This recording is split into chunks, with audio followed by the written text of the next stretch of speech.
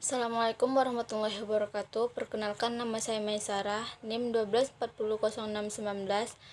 dari jurusan Desain Mode, Fakultas Seni Rupa dan Desain. Baiklah, di sini saya akan presentasikan mata kuliah dari Ilmu Alamiah Dasar yang berjudul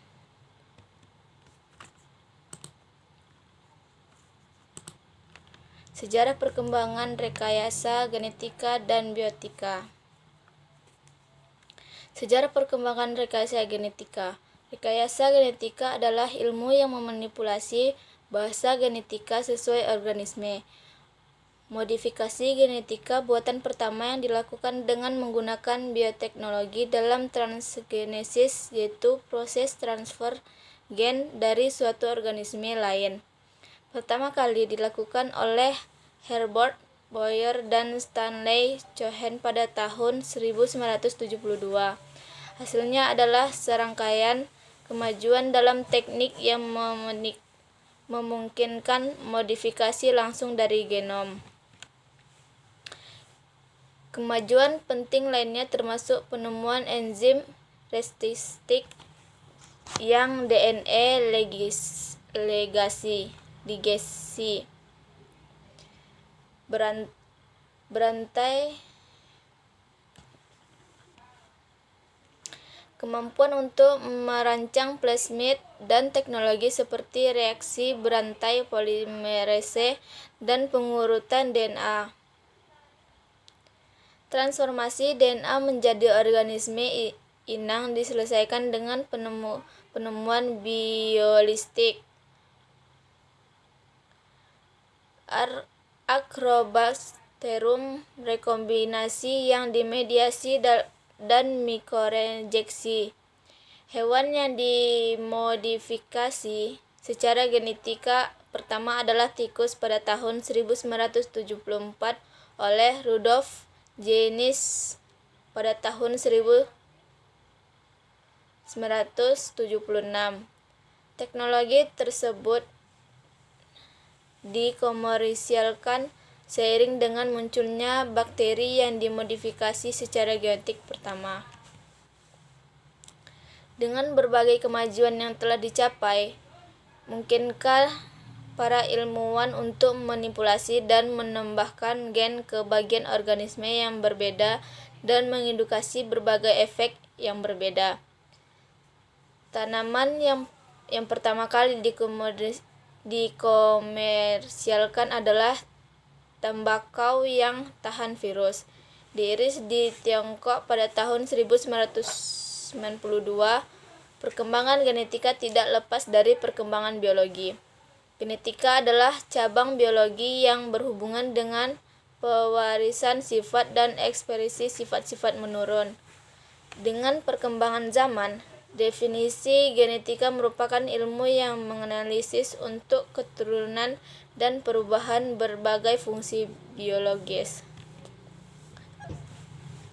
Dalam buku Dasar-Dasar Sains Genetika tahun 2015, karya Zen Tommy dari perkembangan biologi tersebut, kita dapat melistis perkembangan konsep sel yang menjelaskan tidak ada makhluk hidup yang terlepas dari kehidupan sel, baik makhluk hidup bersel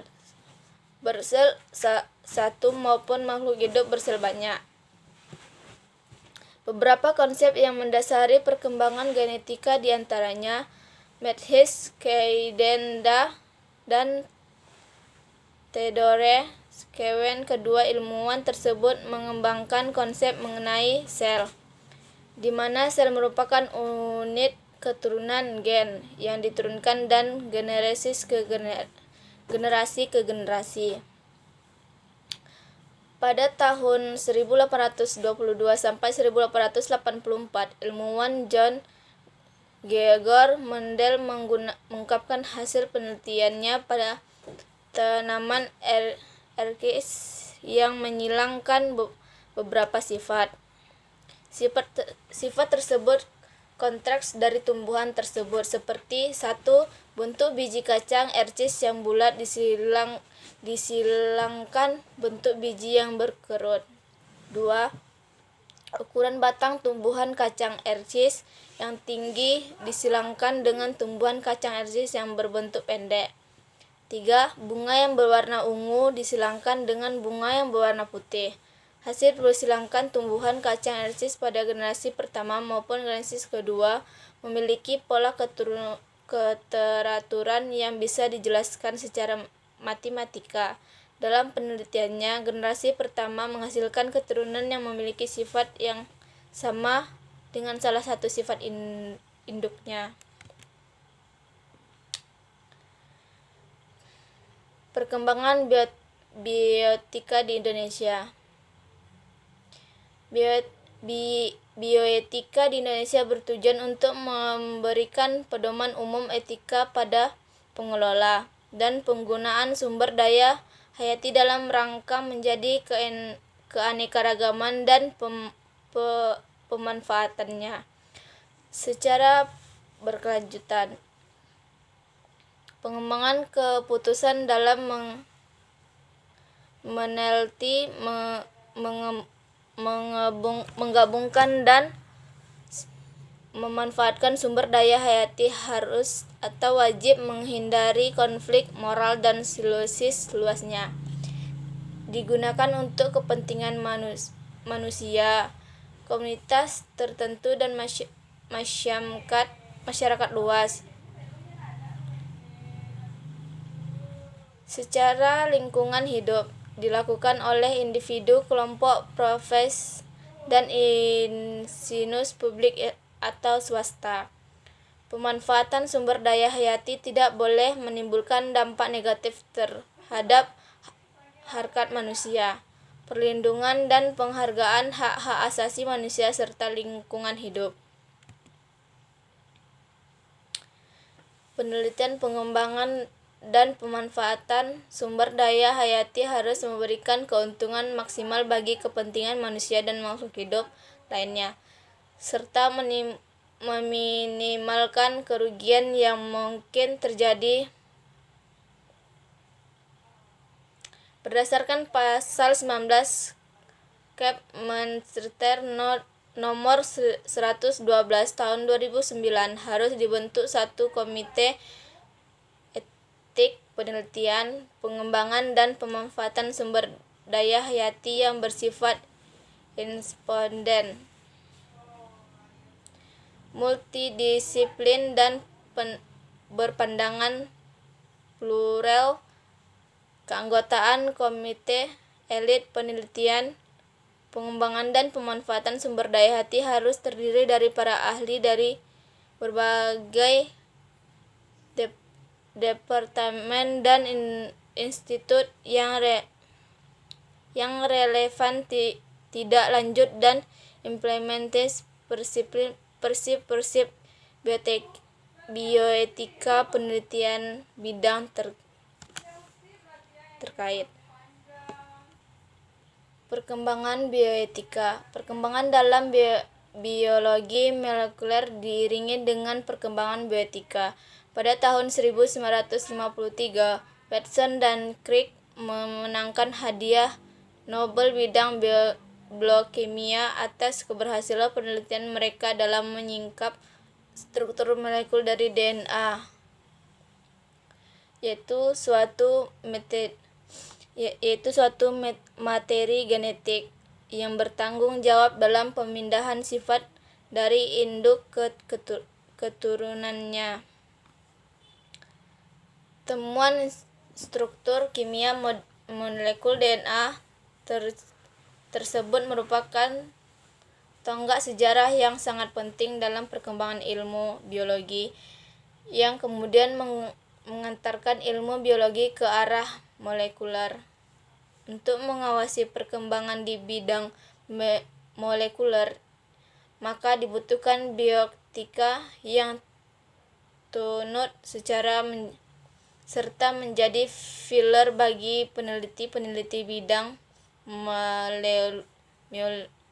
molekuler, sehingga perkembangan bidang biologi ini mendapat perkembangan bioetika.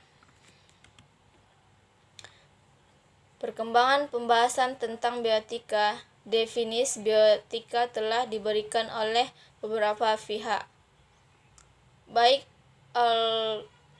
di individu atau lembaga. Oxford University memberikan definisi bioetika sebagai the study of moral and social inspiration of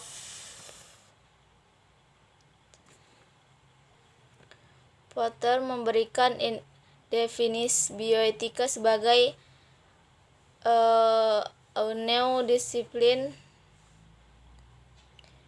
biologi.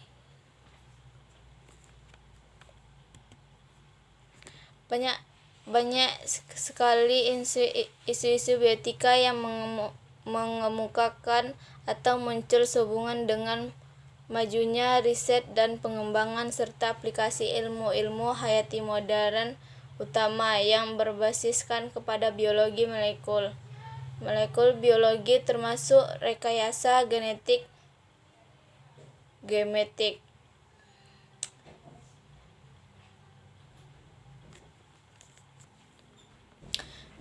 perkembangan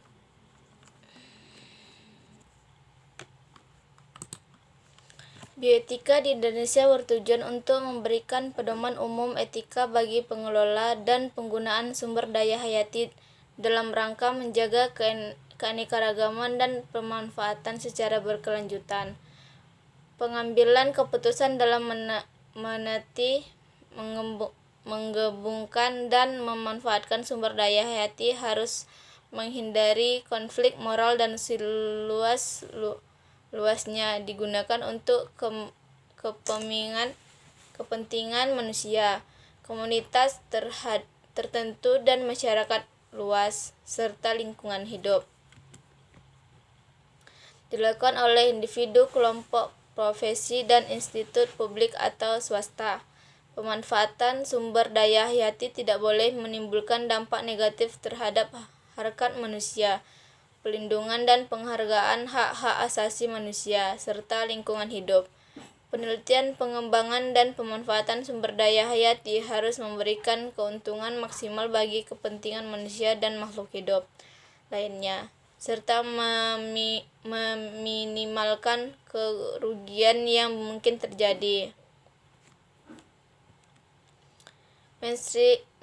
Menristek nomor 12 tahun 2009 harus dibentuk suatu komite elit penting pengembangan dan pemanfaatan sumber daya hayati yang bersifat independen,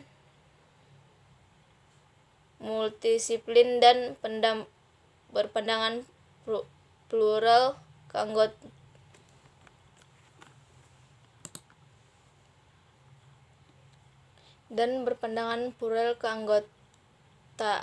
komite elit penelitian, pengembangan, dan pemanfaatan sumber daya hayati harus terdiri pada para ahli dari berbagai departemen dan institut yang level tindak lanjut. Hanya inilah yang dapat saya sampaikan. Lebih dan kurangnya mohonlah dimaafkan. Wabillahi taufik wal hidayah. Wassalamualaikum warahmatullahi wabarakatuh.